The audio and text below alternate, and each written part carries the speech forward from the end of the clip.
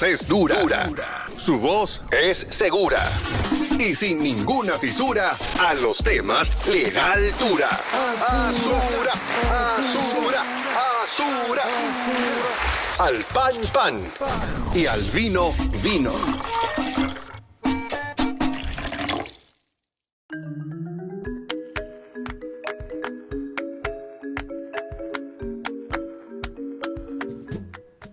Y como cada semana tenemos aquí a Miguel Jiménez Azura con un tema sumamente interesante, los altos precios de los alquileres. Hola Azura, ¿cómo tú estás? Todo bien, gracias a Dios. ¿Y usted? Bien, cuéntame.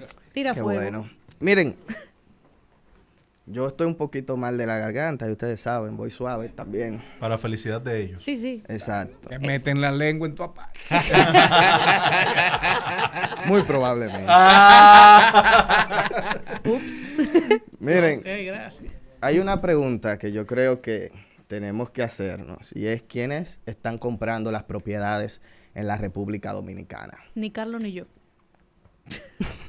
Miren, hay una realidad. Estamos en un proceso, en una etapa en la que las casas, tanto en venta como los alquileres, están bastante caros. Estamos teniendo casas caras, estamos teniendo alquileres caros y muchas veces no se relaciona con los beneficios que estamos recibiendo. Casas pequeñas, casas mal hechas, como algunas que ni siquiera aguantan un tinaco que he escuchado, que te dicen no puedes poner un tinaco. Y yo digo, bueno, si yo no puedo poner un tinaco, eso aguantará un temblor de tierra que está pasando mucho en estos tiempos. Son cosas que hay que revisar. Pero el punto en el que nos queremos enfocar es en el alto costo de los apartamentos, de las propiedades, incluyendo también el alquiler. Según un reportaje que yo estaba viendo, esto tiene que ver en parte con la gentrificación. Sé que para la juventud, los que son seguidores de Bad Bunny, le pusieron atención a esa palabra con la canción de Lo que le pasó a Hawái, que me escribieron varias veces, nunca me refería al tema. Pero básicamente esto es cuando las personas con mayor poder adquisitivo empiezan a comprar en una zona y los que tienen menor poder adquisitivo empiezan a retirarse de esa zona. Es una expulsión amigable. En Estados Unidos, gentrification, básicamente, cuando Exacto. pasa en una zona así Tranquilo. vulnerable, que se convierte en una zona muy pro-whiteys. En Brooklyn, Mucho en matcha, el Bronx. mucho restaurancito, mucho vaina de pilates. Mucho en dólar. una zona que era de barbería, etcétera, etcétera. Y entonces la gente tiene Gentrification. que empezar a salir huyendo. El problema con esto es que si esto estuviese pasando porque los dominicanos son los que están haciendo esta inversión, pues a mí no me preocuparía tanto. Pero la parte que más me preocupa es que estas inversiones no parecen estar viniendo del país. Porque, por ejemplo, tenemos dominicanos en el extranjero que consiguen dinero, como dijo Gonzalo, barato, dinero con una tasa baja, y hacen las inversiones aquí. Tenemos extranjeros comprando propiedades aquí, y entonces eso hace que la competencia no sea muy equitativa. ¿Por qué? Porque el dominicano, según los últimos estudios, más del 80% gana menos de 50,000 pesos. Y tenemos una canasta básica que asciende a los 49, como he mencionado anteriormente. Entonces, ¿cómo puede un dominicano hacerse de una propiedad? Tenemos que los préstamos hipotecarios están con una tasa de un 14, de un 15, de un 16, y usted financia 3 o 4 millones de pesos, le sale con 40, 50 o 60,000 pesos mensuales. Entonces, nosotros vamos a esperar que las cosas se compliquen antes de tomar medidas con esto. Pero luego vienen personas y nos dicen a nosotros que es culpa de que nosotros no trabajamos mucho, que dormimos mucho y que por eso nosotros no podemos avanzar en la sociedad. Miren, en el 2019, un apartamento de bajo costo, el tope eran los 2.6 millones de pesos. Hoy sube a más de 5 millones, un apartamento de bajo costo. El mismo apartamento que usted conseguía antes en 1.8, 2 millones, 2.3. Mientras algunas personas se alegran, porque esto quiere decir que ahora con que ahora un apartamento de 5 millones recibe los beneficios de bono de primera vivienda y todo eso, yo lo veo como que ya no podemos conseguir apartamentos en 2 millones, 2.5, 3 millones. Y el problema con eso es que si los apartamentos han aumentado de precio, las propiedades han aumentado de precio, incluyendo los alquileres, pero el salario de los dominicanos no es equivalente. Por eso es que tiene que hacerse la pregunta de quién es que lo está comprando, porque si lo siguen produciendo, si siguen construyendo apartamentos y se siguen vendiendo, ¿quién es que lo está comprando? En países como Estados Unidos ya esto ha traído problemas. A finales de la Segunda Guerra Mundial, 39 al 45, se establecieron límites de precios. No estoy recomendando límites de precios. Mi comentario es preventivo para que no tenga que llegarse a esas medidas. Pero se establecieron límites de precios. ¿Cuál fue el resultado que tuvimos con los límites de precios? Bueno, que se generó escasez. Se generó escasez porque personas que podían vivir 2 en un apartamento preferían pagar un solo piso porque no podían aumentarle el precio. Personas que tenían apartamento a bajo costo, en lugar de entregarlo, cuando se iban a mudar se quedaban porque tenían una buena oferta. Se quedaban con ese apartamento y se mudaban en otro. Y los inversionistas ya no estaban invirtiendo en apartamentos para alquileres. ¿Por qué? Porque no iban a recibir la rentabilidad que ellos esperan. Así que los límites de precio pueden resolver el problema en el momento, pero a la larga, según Thomas Sowell, generan problemas. Nos vamos a China. En China también ocurrió un problema similar, pero esta vez ellos lo previeron. Establecieron la ley de las 3 líneas para limitar la capacidad de endeudamiento que tienen las constructoras.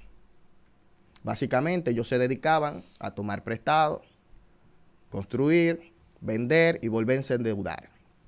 Y bajo el lema de que las casas no son para especular, que son para vivir, entonces tomaron estas medidas. También se limitaron a los compradores cuando querían adquirir la segunda y la tercera vivienda. Desde que usted habla de todas estas medidas lo acusan de comunista. Bien, hagan las acusaciones que ustedes quieran. Pero el problema es que deben tomarse medidas ahora antes de que se genere una crisis en el país donde las personas no tengan dónde vivir y dónde quedarse. Y ahora que estamos en tiempo de campaña, me luce que no vemos ningún candidato tratando este tipo de problemas que se están presentando, que ya se están haciendo reportajes, pero parece que quieren esperar a que las cosas se compliquen. Y eso es de lo que en esa parte yo quería pronunciarme. Que espero que el Estado empiece a tomar medidas respecto a esto para evitar que las cosas se compliquen. Y quería hacer un espacio para tratar un tema que no quería dejar de tratar, que era el de la encuesta AC Media, que salió ayer. Miren, yo he venido diciendo que en el país ya estamos de acuerdo con los conceptos. Creemos en la libertad, creemos en un reguero de cosas. Y ya lo que se hace es cambiarle el significado. Ah, no, libertad, pero ¿qué significa? Lo que se pelea hoy es por el significado. Y de ahí viene la importancia del marketing. Porque el marketing a veces establece ideas que no se fundamentan y usted se la cree y la consume. En la encuesta de ayer me llevó a hacerme una pregunta y es ¿qué es estar preparado? Porque los números me dicen lo siguiente. Y tomen la palabra preparado. Miren, la comparativa de presidentes en RD. De los últimos presidentes que ha tenido RD, ¿cuál ha sido? El más preocupado por el pueblo. Abinader un 35.1. Danilo un 33.8. Leonel un 18. Más honesto. Luis Abinader un 35.9. Danilo un 21.3. Leonel un 14.5. Seguimos. De los últimos presidentes que ha tenido RD, ¿cuál ha sido? El que inspira más confianza. Luis Abinader un 34.6. Danilo un 22.2. Leonel un 22.1. El más eficiente. Danilo un 36.5. Leonel un 24.9. Y Luis Abinader un 23.3. ¿Por qué le estoy dando este número? Porque hemos visto cómo Leonel no ha cogido el primer lugar en ninguno de esos números. Pero entonces cuando hacemos la pregunta, ¿quién es el más preparado? Pues sale Leonel Fernández con un 46.9. Sale Luis Abinader con un 23.0. y sale Danilo con un 20. Pero luego vienen con quien cumplió las promesas y vuelve Leonel a desplazarse a un tercer lugar.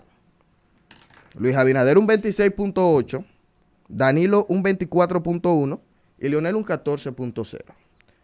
Entonces, ¿cómo es posible que usted no sea el más honesto, el que más confianza ha generado, el que más ha cumplido sus promesas, pero usted siga siendo el que tampoco se ha preocupado más por los pobres, según los números de la encuesta? No lo estoy diciendo yo, por eso leí la encuesta fija. Pero de repente usted me salga con que usted es el más preparado. ¿Cómo así? No se entienden esos números. La única explicación que eso tiene es el marketing. ¿Qué ha leído? Aquí hay mucha gente que ha leído. Usted tiene a Tony Raful, son Miguel Guerrero, son de las personas leídas, intelectuales en este país. Hay un reguero por ahí que usted lleva. Pero al final, eso no los capacita para ser presidente. Y si es una persona que no está conectando hoy con la juventud, con el pueblo, que no tiene el discurso que el pueblo necesita, que no vemos cuáles son las nuevas prácticas que va a traer, entonces, ¿cómo usted me dice que es el más preparado? Si usted mismo me está diciendo que en la práctica tampoco fue el más eficiente ni el que mejores cambios representó. No lo digo yo, lo dice la encuesta. Por eso es que digo, el marketing funciona. Porque aún así, aún usted está viendo que no fue el que mayor beneficios, según usted mismo le dejó, usted sigue repitiendo que es el más preparado. Azura, tus redes. @Azuratec, TikTok, en todas las otras, de Twitter, son muchas, y YouTube, que ya empezamos, pero tenemos que darle calor.